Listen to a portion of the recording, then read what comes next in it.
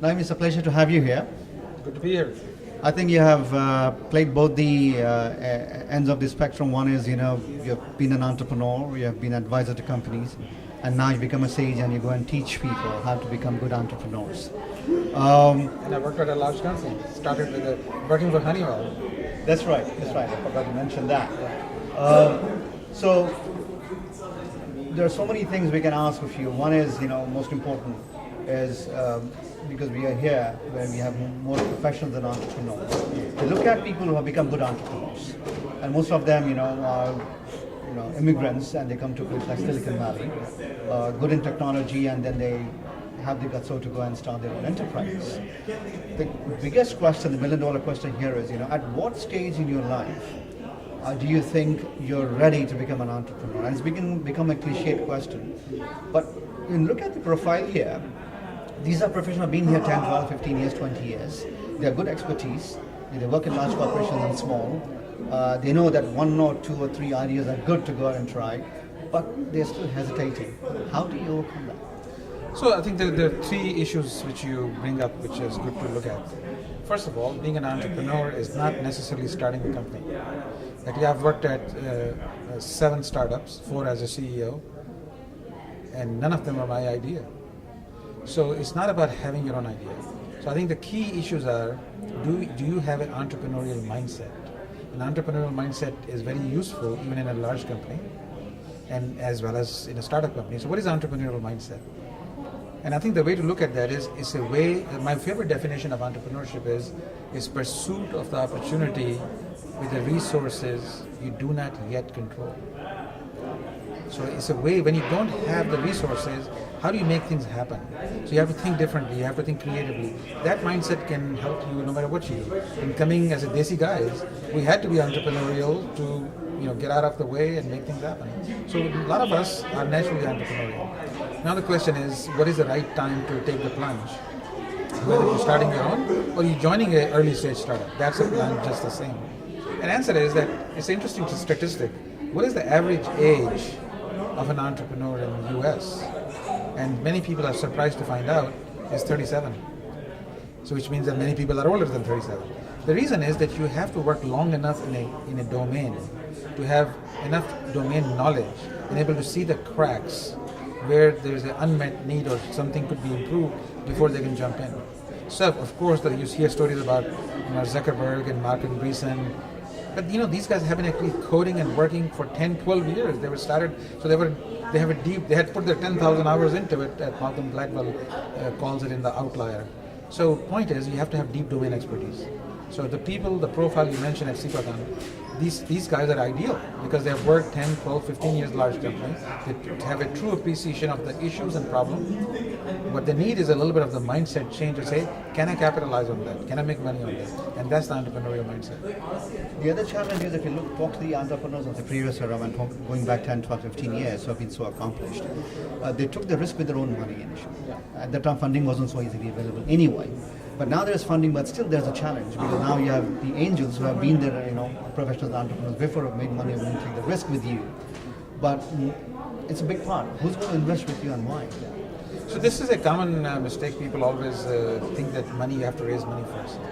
Fact is, money will chase you once you have a clarity in your own mind. The biggest issue with the entrepreneur is not having clarity up here. What problem are you solving and who has that problem? If you cannot articulate those 2 questions in the first 10 seconds, you don't have clarity. So once you get to that level of clarity, which comes from market research, talking to potential customers, chiseling away at your idea with your co-founders, then money chases you. So this is a myth. It's hard to believe even for people. And other thing has happened is something dramatic has happened in the last 18 months. Not just the rise of angel investors and super angels, but also crowdfunding. And also now with Obama Job Act, the definition of accredited investor has changed. They're even going to do now crowdfunding for equity, not just for debt. SEC just approved that like a month ago. So the whole landscape is changing. So there's a lot more sources for money. I know friends of mine who have started like Oya, which was a $99 game console. Nobody would give them money. Like, who needs another game console?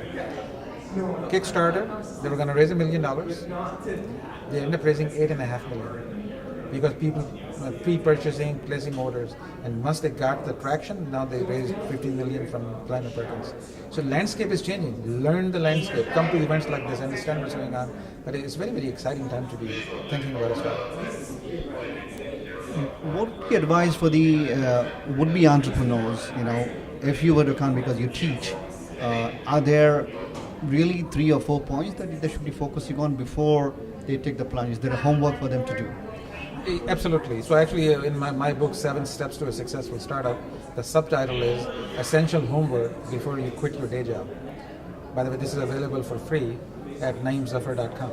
So the point of the book is that there's 7 things you have to answer, and you don't have to quit your job. What are those 7 things? Very simple. Is there really an unmet need? How big is that need? What is the business model? How will you make money? What is your positioning? How you look different to your customers than other options they have? Then is the team the right team? Are they passionate? Why us? Why now? So if you can answer these 5, 6, 7 questions, which all could be done through thinking, meeting, then you're in a much better position to start. It's all about getting that clarity up here. Coming to the technology equation here, there's a lot of social media that has come into play. Now that we are, trying to understand the confluence of big data, how do you think, when you reflect back to the days, right from the 3Com days to where we are now, where do you think the potential is and the challenge, which becomes an opportunity? Well, with the social media, it's easy to reach a lot of people. But the question is, how do you rise above the noise? So there's a lot of innovation, a lot of possibility to cut through the noise. Tools are at our disposal from Facebook, LinkedIn, and Twitter, and Snapchat, and other ones. So we haven't figured out how to quite take advantage of it. I think the most exciting trend which will combine some of these things are gamification in the enterprise and the social collaboration for knowledge capture. So large company, Yammer was acquired by Microsoft. If that trend takes off, it's very exciting. How do you engage employees in a way which is more meaningful and sustaining? That's what gamers have discovered. So gamification is huge in the enterprise because direct benefit on productivity and how employee engagement is. And then you take the whole idea of knowledge. In a big company, let's say Exxon or Procter & Gamble, no question has not been answered by somebody in some place of the country. Somebody in Australia has dealt with it already. How do you capture that? Can you tap into it? This is where Jabber, Lane, 3rd generation is going to make a difference. So very exciting. Social media in enterprise solves a real problem, bottom line benefits, huge opportunity. I'm always a pleasure. Thank you so much. Good to be here. Thank you.